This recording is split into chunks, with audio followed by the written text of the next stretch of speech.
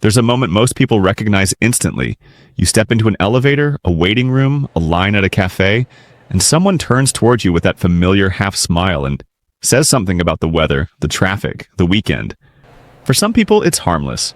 For others, it's even comforting. But for a certain kind of mind, something inside tightens. Not because they're rude, not because they hate people, but because small talk feels like static on a radio station they're trying desperately to tune into. If that reaction feels familiar, stay with me, because what you're about to hear might explain more about your inner world than you've ever put into words. And if this kind of psychological deep dive speaks to you, you might want to stay connected because conversations like this tend to go places most people never think to look. People who hate small talk are often misunderstood. They're labeled as antisocial, cold, arrogant, or awkward. But psychology tells a very different story. Beneath that discomfort with surface-level conversation is usually a mind that's running deeper, faster, or more intensely than the social script allows. Small talk isn't painful because it's talking. It's painful because it feels empty. It's a ritual of words that don't point anywhere meaningful, and for certain brains, meaning is not optional. It's oxygen. To understand this, you have to understand how different minds process social interaction. For many people, small talk serves as a warm-up. It's a low-risk way to establish safety, signal friendliness, and slowly build rapport. It's not about the content, it's about the connection underneath it. But for others, especially those with high cognitive depth or heightened introspective tendencies, the content matters immediately. Their brains don't warm up gradually, they ignite. And when the conversation starts at zero, it feels like being forced to idle an engine built for speed. These are often the people who think in layers. While someone is commenting on the temperature, their mind is already asking why social rituals evolve this way, what the other person might be feeling beneath their words, or how this moment fits into a larger pattern of human behavior. Small talk interrupts that flow. It pulls them out of depth and pins them to the surface, and over time that can feel exhausting, even alienating. There's also a strong link between hating small talk and sensitivity to authenticity. People who are highly attuned to emotional nuance can feel when an interaction is scripted. Small talk often follows predictable patterns, and to someone sensitive to authenticity, that predictability can feel fake, even if it's well-intentioned. They don't dislike the person, they dislike the performance. It feels like everyone is playing a role they didn't agree to audition for. This is why people who hate small talk often come alive in one-on-one conversations that suddenly turn real. Ask them what genuinely excites them, what scares them, what they believe about life, and you'll see a shift. Their posture changes, their eyes light up. Words flow effortlessly. The same person who seemed quiet or withdrawn moments ago suddenly becomes animated, insightful, and deeply present. It's not that they don't like talking, it's that they don't like wasting it. Interestingly, many people in this category are not introverted in the way most people think. They may need solitude to recharge, but their aversion to small talk isn't about social energy alone. It's about cognitive alignment. When conversation aligns with their internal world, it energizes them. When it doesn't, it drains them rapidly. That's a crucial distinction, and understanding it can change how you see yourself or others forever. Another psychological factor at play is heightened self-awareness. People who dislike small talk are often acutely aware of themselves during social interactions. They notice pauses, tonal shift, micro-expressions. They're constantly monitoring the interaction, not out of insecurity, but out of awareness. Small talk offers very little information to engage that awareness meaningfully. It's like watching a movie where nothing happens. The mind starts to wander, question, disengage. This self-awareness can also come with a fear of inauthentic connection. Small talk can feel like a barrier rather than a bridge. Instead of bringing people closer, it feels like it keeps everyone safely distant, never quite saying what they mean or asking what they want to know. For someone who craves real understanding, this can be deeply unsatisfying. They're not looking for everyone to bare their soul in the first minute. They're looking for signals of depth, curiosity, or honesty. Without those signals, the conversation feels hollow. There's also a neurological angle worth considering. Research suggests that people who are highly intellectually curious or creatively inclined often experience a stronger dopamine response to novelty and complexity. Deep conversations provide that. They introduce new ideas, unexpected perspectives, and emotional richness. Small talk, by contrast, is repetitive and predictable. The brain doesn't get the stimulation it's wired to seek, so boredom sets in quickly, sometimes accompanied by irritation or restlessness. This can lead to a lifelong pattern where people who hate small talk feel out of sync with the world around them. They may grow up thinking something is wrong with them. Why does everyone else seem fine chatting about nothing? Why do they feel so disconnected in social spaces that are supposed to be normal? Over time, this can turn into self-doubt or withdrawal, not because they dislike people, but because they haven't found their conversational tribe. If you're recognizing yourself here, it's important to understand that this trait is not a flaw. It's a signal. It tells you something about how your mind works and what it needs to feel engaged.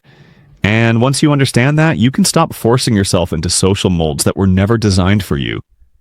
Instead, you can start seeking environments and relationships where depth is welcomed, not avoided. This is also where many people discover the quiet power of selective connection.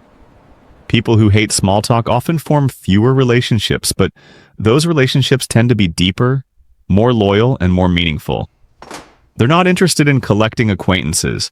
They're interested in understanding someone fully and being understood in return. That takes time, patience, and the willingness to go beyond surface-level exchanges. There's a paradox here that's easy to miss. While small talk is often seen as a social skill, avoiding it doesn't mean lacking social intelligence. In many cases, it means having a different kind of social intelligence, one that prioritizes depth over breadth. These individuals are often excellent listeners. They remember details others forget.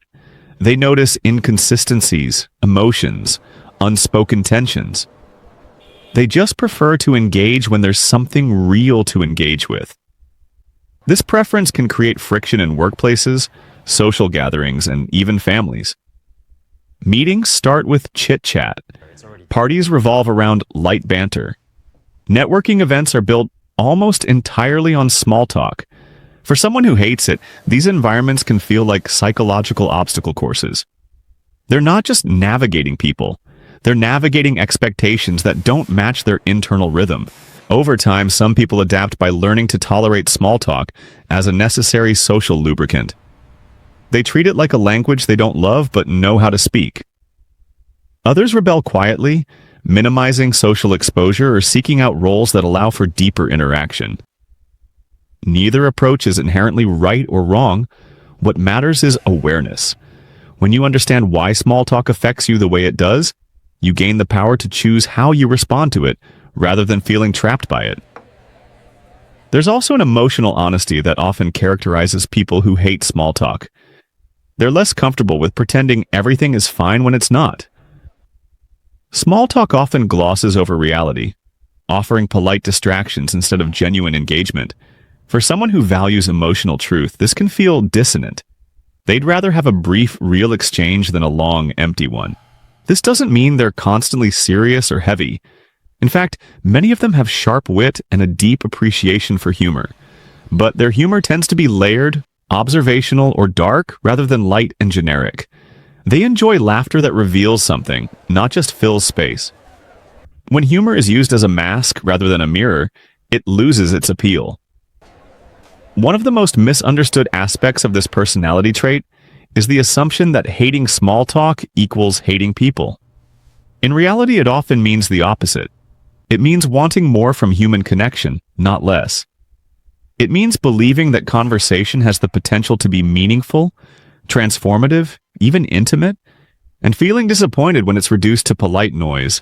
If you've ever felt an instant bond with someone because the conversation skipped the usual pleasantries and went straight into something real, you know exactly what this feels like. Time seems to disappear. You leave the interaction energized rather than drained. That's the kind of connection people who hate small talk are wired for, and once they experience it, it becomes hard to settle for anything else. Of course, the world doesn't always accommodate this preference. That's why self-acceptance is crucial. Understanding that your discomfort with small talk is rooted in depth, not deficiency, can be profoundly freeing. It allows you to stop apologizing for your nature and start honoring it. And if you find yourself drawn to explorations like this, where psychology meets lived experience, you might want to stay close because this journey into the human mind is just getting started. There's another layer to this that often goes unspoken. Vulnerability. Small talk is safe because it doesn't require vulnerability. You can talk about the weather without revealing anything about yourself. Deep conversation, on the other hand, invites exposure. It asks for opinions, emotions, values. People who hate small talk are often more comfortable with this kind of vulnerability than with superficial safety. They'd rather risk being seen than hide behind polite exchanges. This can make them feel out of place in cultures or environments that prioritize politeness over honesty. They may be told they're too intense, too serious, too much. Over time, these messages can cause them to dim themselves, to hold back thoughts and feelings that don't fit the expected tone. But the cost of that dimming is often a sense of loneliness, even in crowded rooms. Psychologically, this trait is closely tied to a strong internal world. People who hate small talk often spend a lot of time thinking, reflecting, imagining. Their inner dialogue is rich and constant. When external conversation doesn't match that richness, it feels jarring. It's like switching from a high-definition movie to static. The contrast is uncomfortable. This internal richness is also why silence doesn't bother them as much as it bothers others. Silence can be a space for thought, for presence, for unspoken understanding. Small talk, by contrast, can feel like noise filling a space that didn't need to be filled. This is why people who hate small talk often prefer quiet companionship to forced conversation.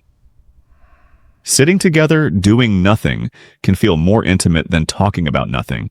There's also a moral dimension for some. They feel that time and attention are precious resources. Spending them on empty exchanges feels wasteful, even disrespectful to the potential of human interaction.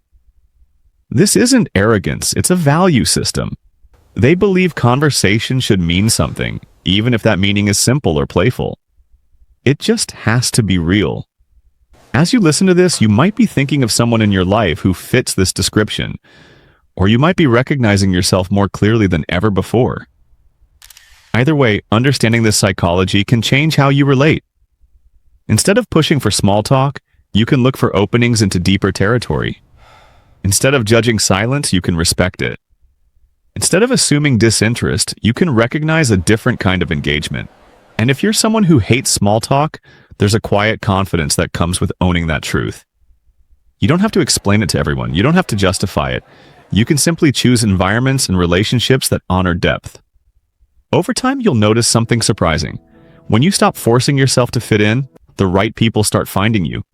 There's a reason so many meaningful friendships and relationships begin with an unexpected conversation, one that breaks the script. Those moments stand out because they bypass small talk entirely. They go straight to curiosity, honesty, and presence. For people wired for depth, those moments feel like home. As we move deeper into this exploration, remember that psychology isn't about labeling people. It's about understanding patterns. Hating small talk is not a diagnosis. It's a clue about how someone connects, what they value, and where they come alive. And once you see it that way, it stops being a problem to fix and starts being a trait to understand.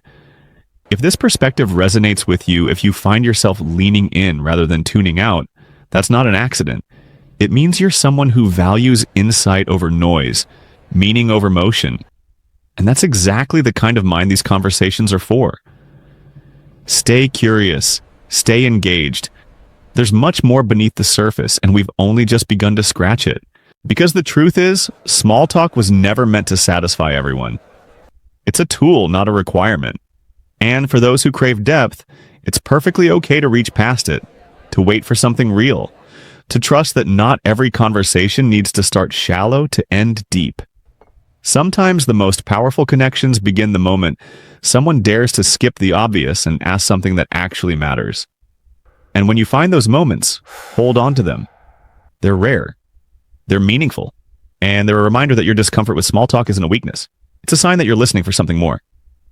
https://chatgpt.com ggggg 69494f siwa hidor c8 walangwan 478521 bdian 64 BFE, ViraScript Architect CIA 694952 BC, C, Dice 92 B BBF6, CIA 7 Water 7 with their successful name.